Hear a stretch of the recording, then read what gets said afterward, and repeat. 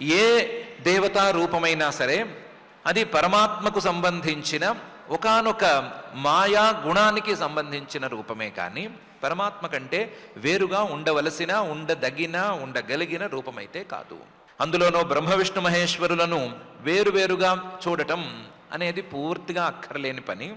ఏకరూపంలో ధ్యానం చేసిన వాడికి మేము ముగ్గురము కనిపించేది ఒకే పరమాత్మ యొక్క రూపాలము. ఆ పరమాత్మ యొక్క రూపాలే మనకు స్పష్టంగా చెప్పిన తర్వాత ఈ భేద దృష్టి అనటంలో అర్థమే లేదు.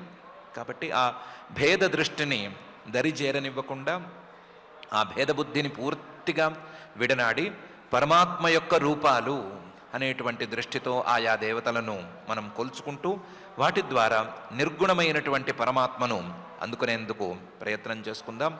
ఆ ప్రయత్నాన్ని సఫలం చేయమని ఆ శ్రీనివాస పరమాత్మని భక్తిగా ప్రార్థించుకుందాం.